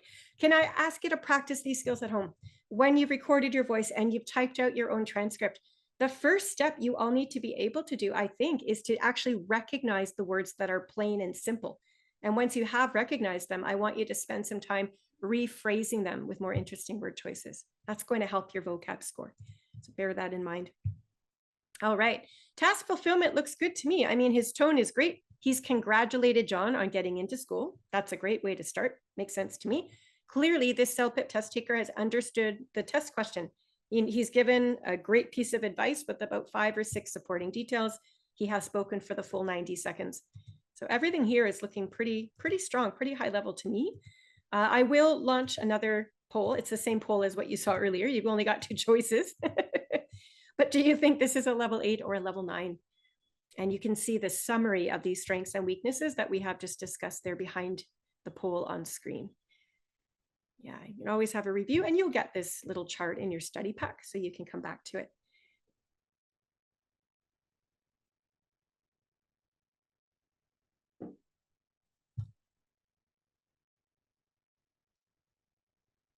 I'll give you 5 more seconds if you choose to vote. Hopefully you will. And this is looking fantastic. Let me show you the results here now. here's what you just said. So 88% of you are going with your level 9, and 88% of you are absolutely correct. So can you see the major differences? And this is the whole point of today's lesson, this webinar. We started with level 8 earlier from our female speaker, and she did a good job. But if you just look at all of the skills between the 4 categories, content, vocabulary, listenability, task fulfillment, we found evidence that this man has a stronger capability in all 4 of those categories when you compare his speech back to that first response from the woman. So when you are trying to figure out how to go up a full level on your own test, if you've taken CELPIP a few times, this is the best way to do it. It's not just about fixing one little thing. It's about really honing in on the major weakness in all 4 categories and fixing it while you're studying. Because if you can demonstrate strengths in all 4 categories, that's how you're going to climb that score chart ladder. So this man's response is a really nice example of a level 9. Anyway, whatever question comes your way in task 1, you do need to realize you're always giving advice. So what that means is you must speak directly to the person that the question is asking you to speak to. If there's a name, like in that first example, Mark, please use that name. If there's no name, like in this university question, please make the name up. But it's better to have a precise name. My recommendation for this 90-second question is to have at least 3 pieces of advice. But if you have the high enough skill set like this man does, and you have 1 piece of advice like getting a job, but you're able to think of 5 or 6 precise details to support it, that would be okay as well. So you do have a bit of choice as to how you're going to organize your answer. But you want lots of detail no matter what you do, whatever score you're aiming for. The more detail, the better. One little point I'll emphasize, it's the second to last one from the bottom here. You are hoping to have little transitions between ideas. So just think of phrases you might use that are natural. You might just say, so Marcus, one idea that comes to mind that will help you make money for school would be to apply for a job. And then you'd give a few examples of that. And then you might just say, or if working part-time is too difficult for you with a heavy study session, why not consider applying for a scholarship instead? Right? So again, always thinking of a way to signify that you're finished with that first piece of advice and idea, and you're now switching gears and you're going on to another one. So again, those are very high-level examples that I've just demonstrated.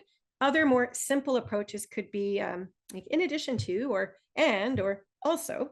Those are simple, but effective if that's where your ability is. But try to push it a wee bit as you study at home. Anyway, just be helpful. That's what advice is all about. Try to be helpful. Anyway, let's move on to speaking task 2. This is all about you. You get to talk about yourself and a personal experience that you had, which is sometimes fun. You have 30 seconds here again to read your question, but the good news is you're only speaking for 60 seconds. So this will be a shorter response compared to the last one. Can you take about 10 seconds, please, to read this question through to yourself?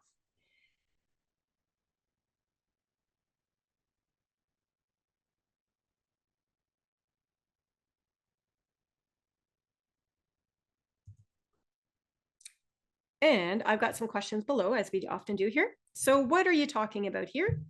Have a look back at your question and just in a word or two, maybe, what are you supposed to be talking about here? Let me know in the Zoom chat box. Did I turn? Let me see here. Yeah, good. Help me out. Help yourselves out. What are you talking about here?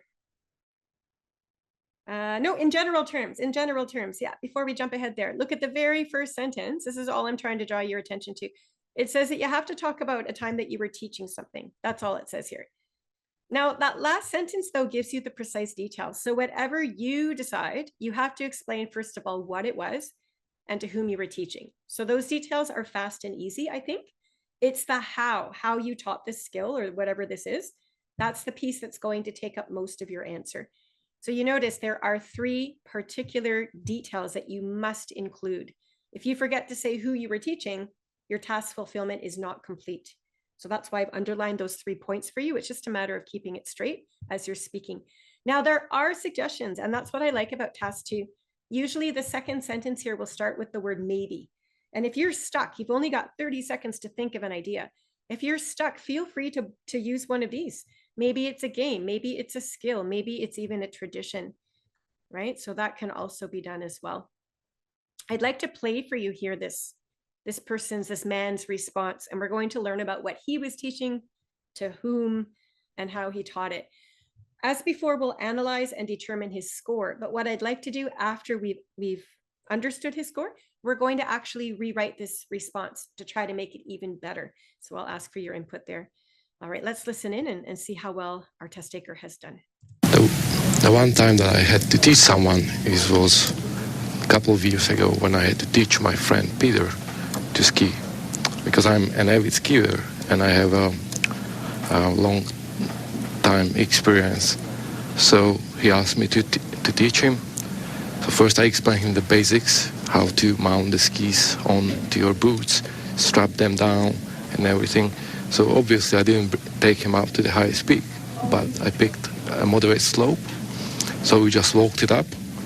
And so I went down, I showed him approximately how to go down on the moderate slope, how to brake, how to make the turns.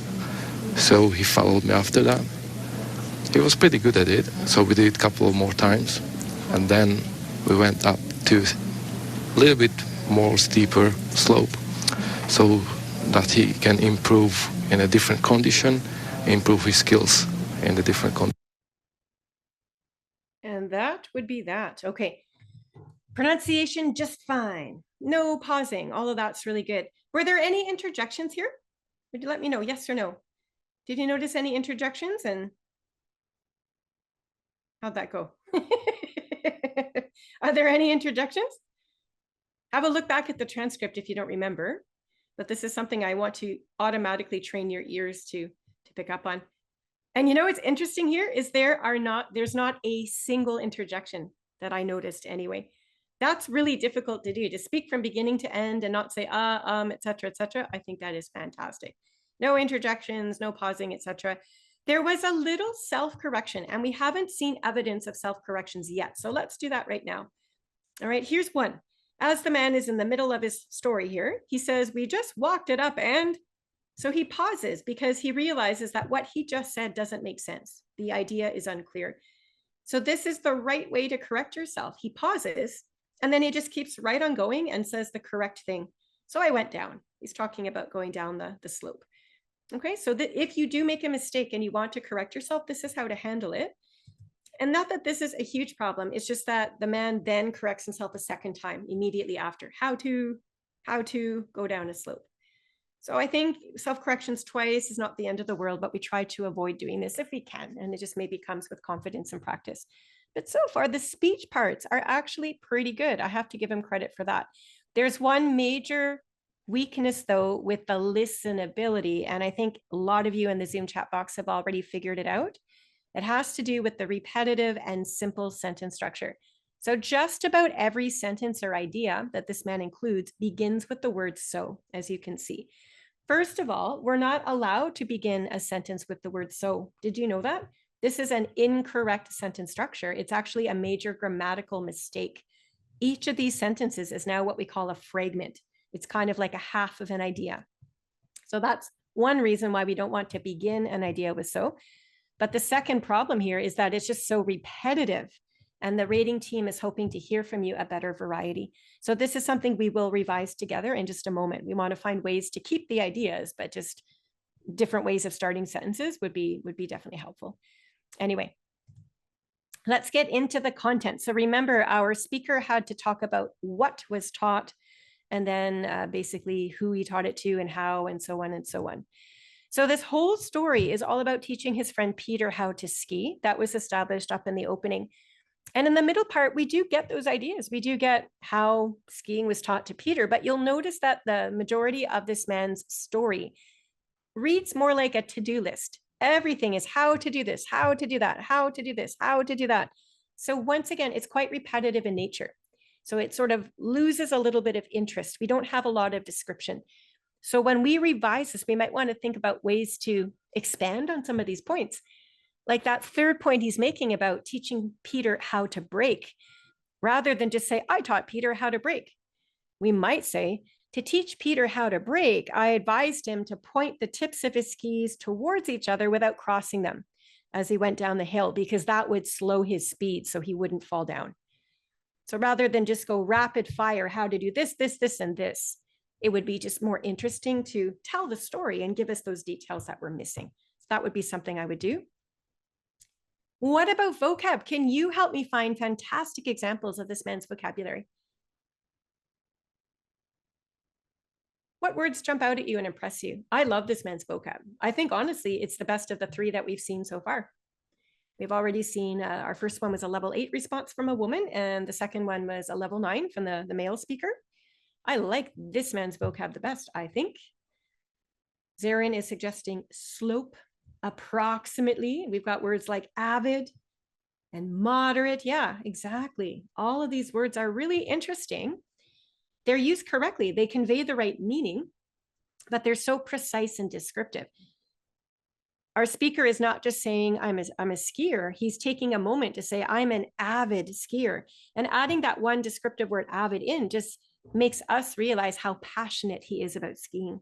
So we're getting sprinkled through with some really interesting vocab. Nicely done.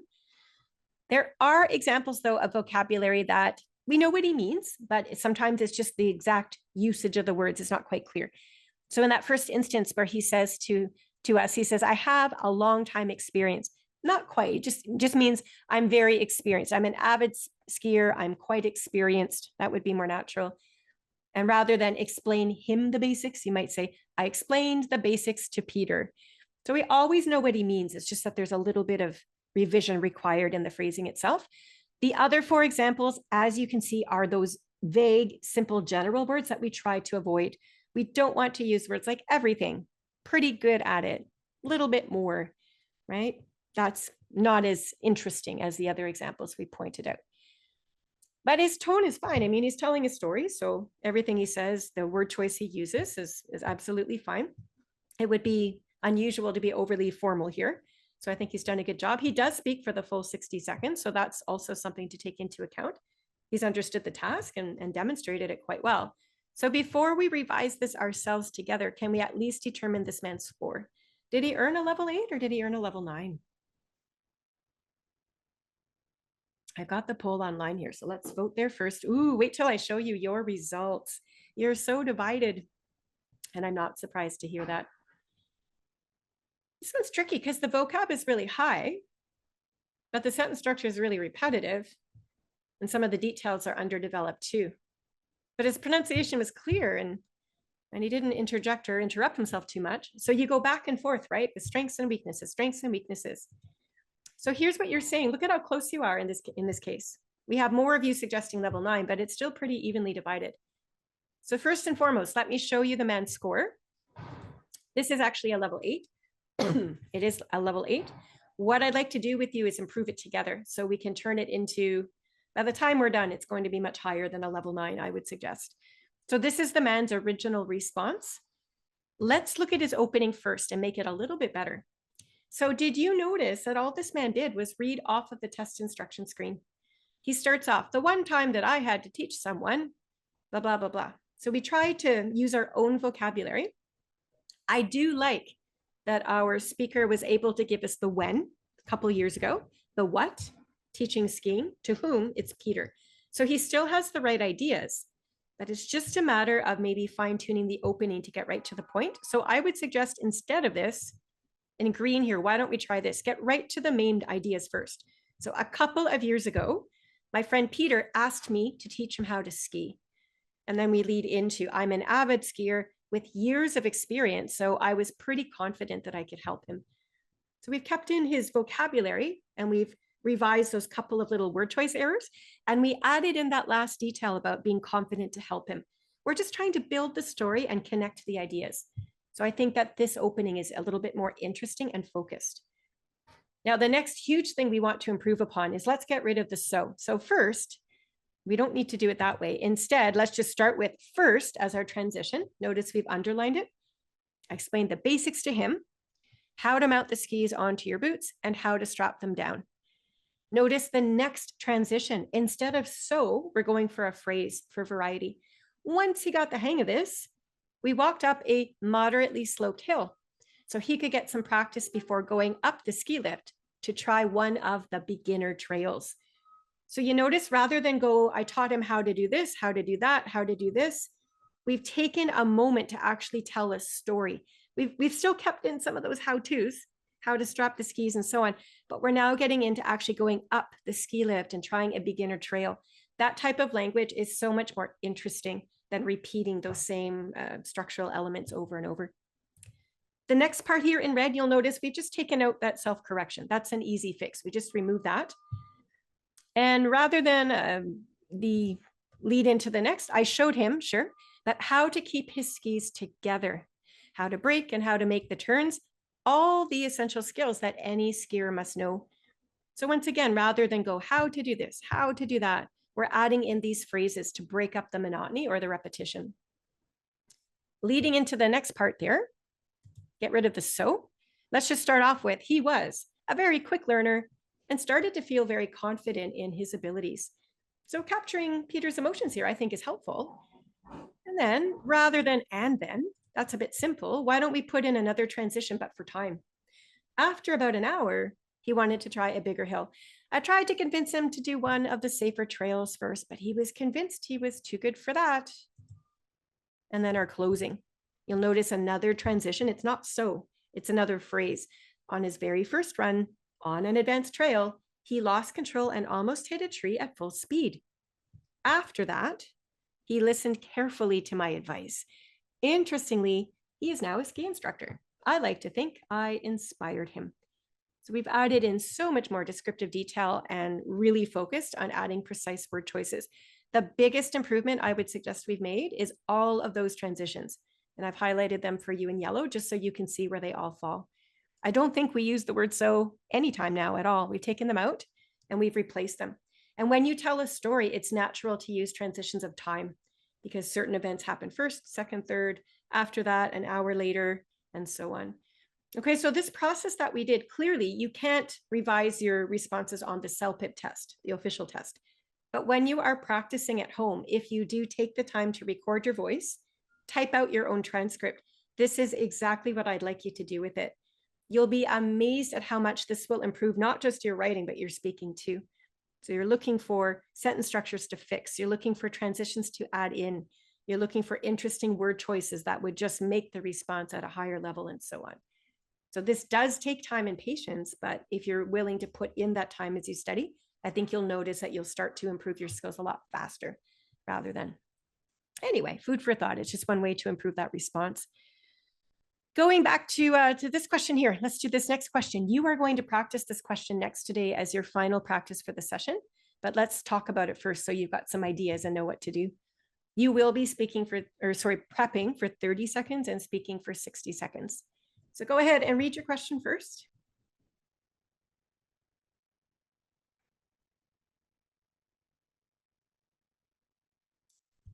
And we need to figure out what you're talking about here.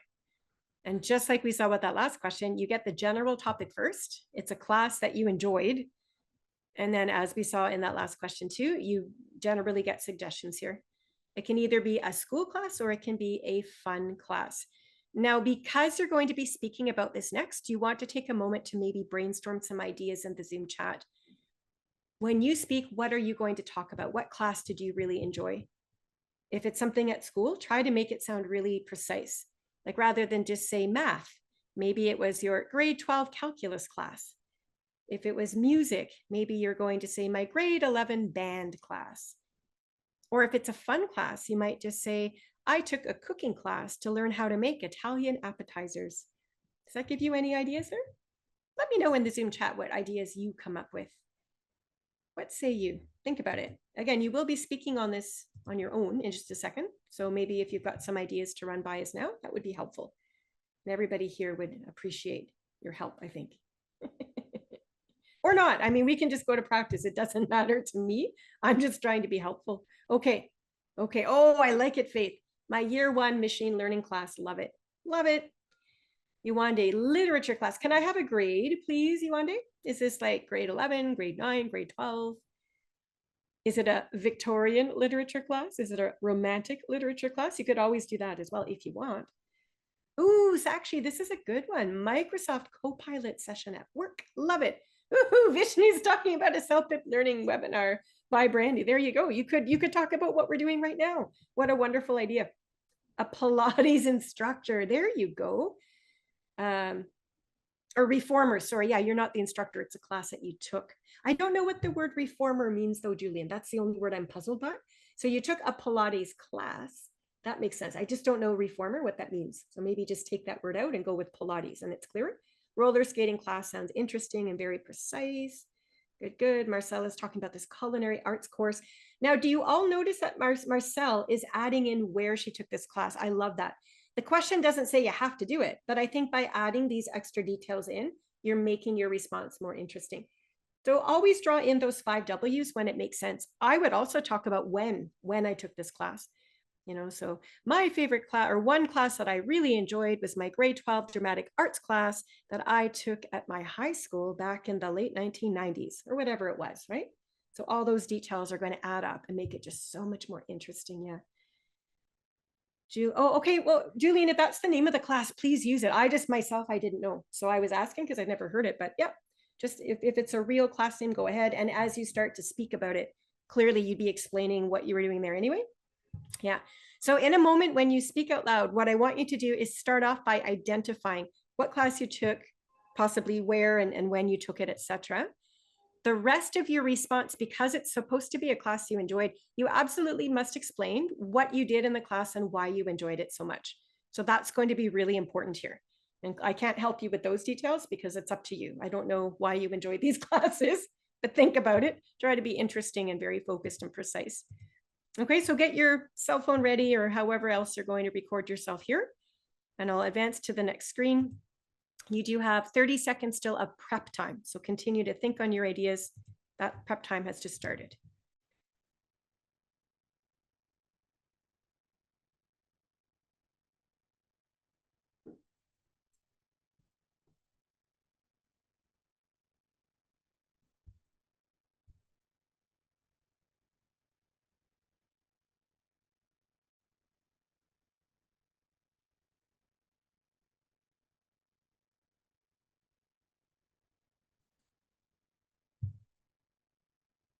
Okay, hit record please on your device right now and watch that 1-minute timer at the bottom. It's going to start right now.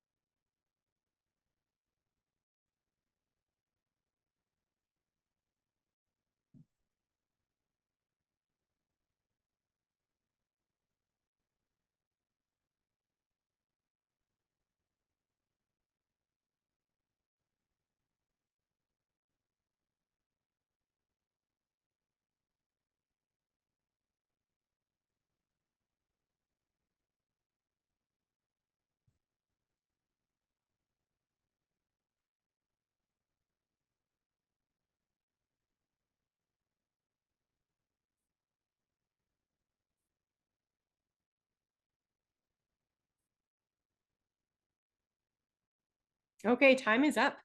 So time is up. So this was only 60 seconds, much less time to fill compared to that first practice you did. So you may have found it easier in that regard. I'm hoping it went really well.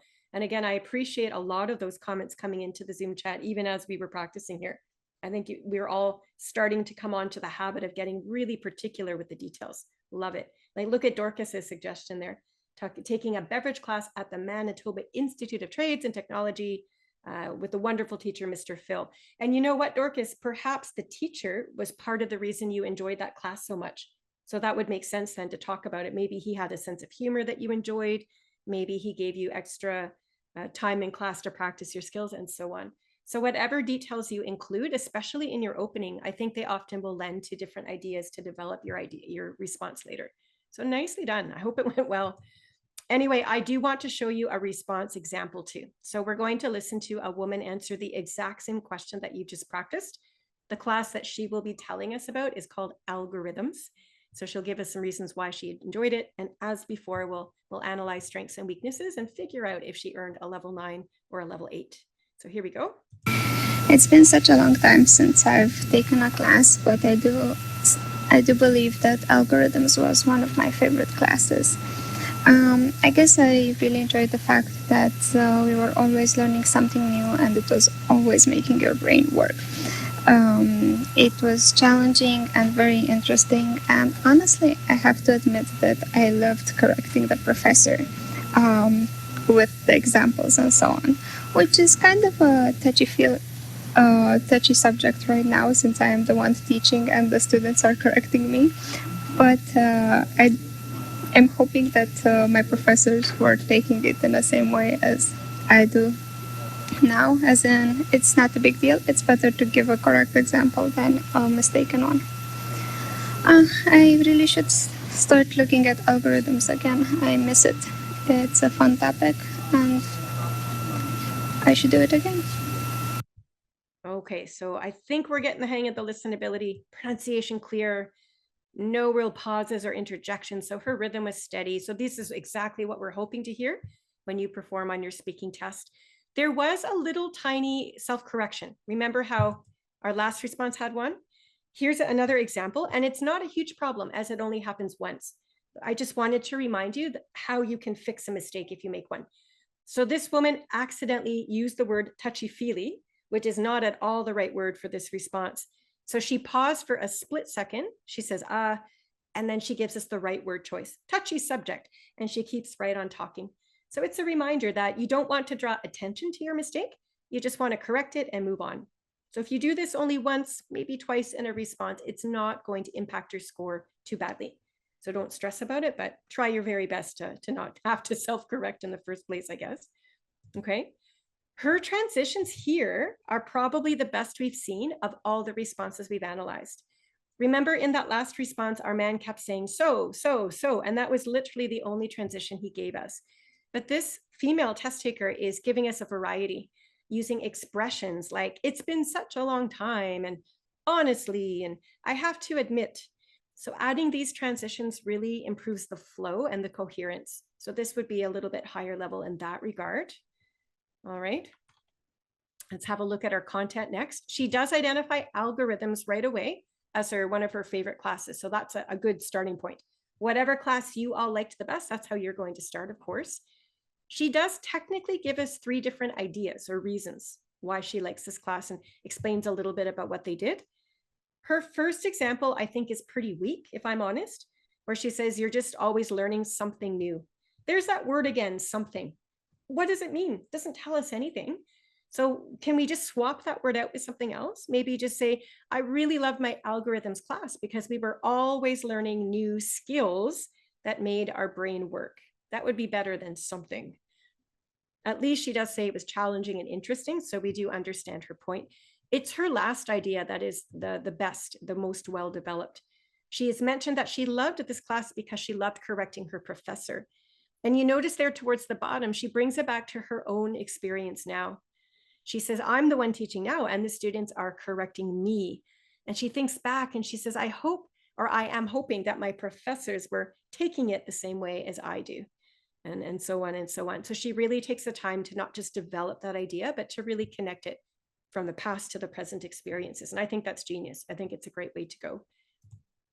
Her vocab in these cases is pretty strong, algorithms, challenging, touchy subject, and so on and so on. But it's not without revisions necessary. We want to avoid using vague language like this, I guess, something new, and so on. Always try to be precise when you can. If we just look at her tone, as she's telling us about this algorithms class, she certainly says it was one of her favorite classes.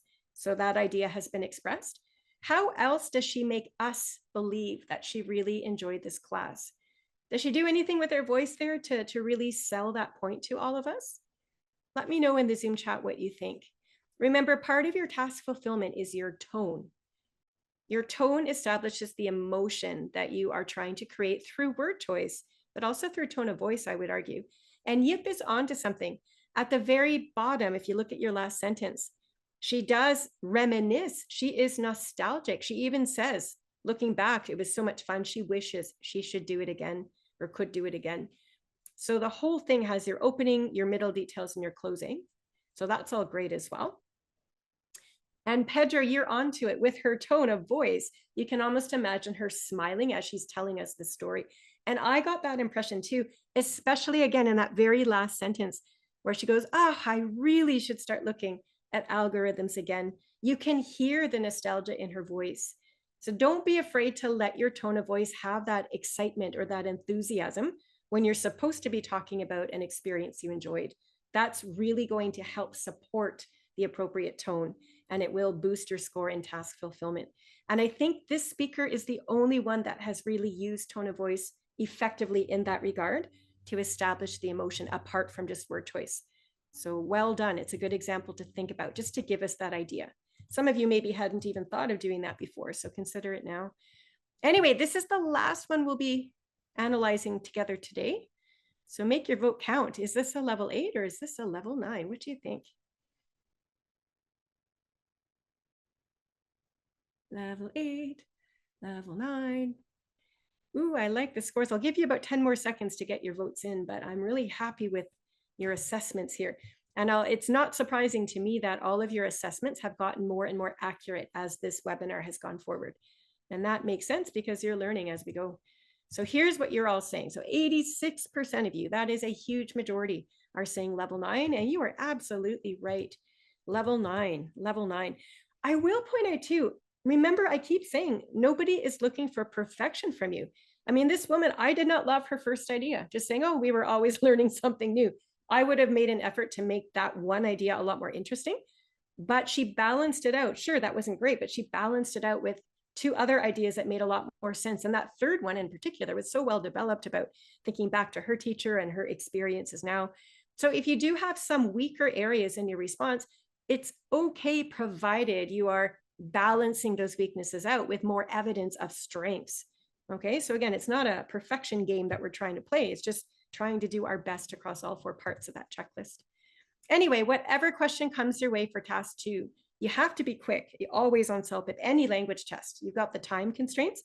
You've only got 30 seconds to read your question and just pick an experience. So whatever idea comes to your mind, run with it. During prep time, think of those details if you can. You're welcome to make an experience up, but that takes a lot of work. You have to have a great imagination. I think if you actually speak about a real life story, it's probably going to be easier for you to recall those ideas. It is, you're talking about an event from the past. It's a past life experience. For the most part, I would expect you would be using past verb tenses, but it is certainly acceptable if you're talking about something happening now, like this woman did. She started off talking about how she loved her algorithms class, and she segues over to, oh, I hope my professors were taking it in the same way as I am now. So you might have different verb tenses depending on the time frame of your story, but a good number of your verb tenses will be past, I would expect, at least in the beginning when you're telling the story in the first place. And that second to last point down, so important, especially in a personal story. The more descriptive detail you can add in, the better. If you can get your listener to feel your emotion, like this woman did quite successfully, you know you've been successful. So these are all just tips to work on at home. Over time, as I say, it takes practice, but over time. Anyway, we're almost at the end of we are at the end of the content section, but I will just take a moment or two to go through some of our free prep materials and to answer any outstanding questions you may have. So I will mention too, a lot of you probably know this, but in case you're new to CELPIP in general, CELPIP has a partnership with the National Bank of Canada. So if you're new to Canada and looking to open a bank account, you can follow the links on our CELPIP website and open a bank account with this national bank if you wish, because when you do so, the bank itself is going to give you $300 cash back, and that will cover the cost of your CELPIP test. So it's a good deal, again, only if you need to open a bank account. That's the only reason you would do that. I think I didn't ask you earlier, did I, about why you're taking CELPIP? So as you know, you can take CELPIP for immigration or citizenship in Canada and even immigration to Australia. You can also take the CELPIP for your postgraduate work permit applications, just in case that applies to any of you out there. So I wanted to remind you of that before we logged out. We do have other webinars that you are most welcome to register for. These are all free. So we have 9 webinars now, and they are all 2 hours long. You would simply need to make your way to the celpip.ca website. And if you just typed in /webinars, It'll take you right to the scheduling page. So have a look through. I know that we've got our schedule up for the whole month of November. I will be getting the December schedule up very shortly for you as well. So once you've registered, you'll receive the Zoom link to join the session, just like you did today. So note that there are now 3 Target 9 Plus webinars. We will do lesson 2, I think it's next week sometime, to focus in on our continuation of this lesson and so on. Anyway, but we take you through all parts of the test: reading, listening, writing, speaking. So we'd love for you to join us if you can. This is our YouTube channel named CELPIP Official. So this is where we keep a master copy of all of the recordings anyway, one master copy of the free webinars. So if you're in a rush and you want to see the other webinars before we do them live, you're welcome to find the recorded playlist there on YouTube. If you'd rather just wait for us to email you after you've attended a session like today, you'll get a link that will still take you to the YouTube channel and show you exactly where that webinar recording is. So either way, you can rewatch the lesson and catch up on anything maybe that you might have missed. We do have other free series on this YouTube channel. So there's a study tip series, and those are really short, anywhere from 3 to 5 minutes of video. So those are really quick and easy. The CELPIP Live series has been ongoing for 5.5 years now. It's hard to believe, but we still go live every second Thursday. We did an episode yesterday on writing, and for that matter. And any live presentation we present, we always simply post to our live playlist as well. So browsing through, I'm sure you'll find something to support your studies. Again, all free to access. Now, we focused in primarily on levels 8 and 9 today in this session. But if you're interested in examining scores at other levels, say from level 12 all the way down the chart, you're welcome to go to the CELPIP website. Do you see those 5 menu options at the very top? The second one in says Prepare for CELPIP. And when you click on that, it's going to open up about 5 or 6 different drop-down menus items. And this one's called the score comparison chart.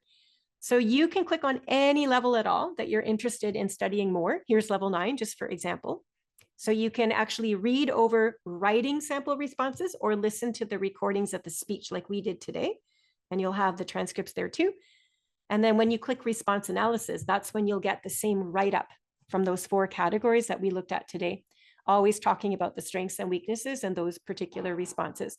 So it's just a really nice way to get more familiar with what you need to demonstrate at each level in order to achieve the score that you're aiming for, because we're all different, right? Some of you are wanting level 8, some of you want level 11, and so on. So you'll find every single level captured there as well. We do have those 2 free practice tests right on the CELPIP website as well. And I would definitely encourage you to take them both before you go into the official testing room. Take a test from start to finish. It's a long test, takes about 2 hours and 50 minutes. So you just want to know what it feels like to sit for that length of time is all. And once you've exhausted those free materials, you can move on to our online bookstore if you so choose. There's a list here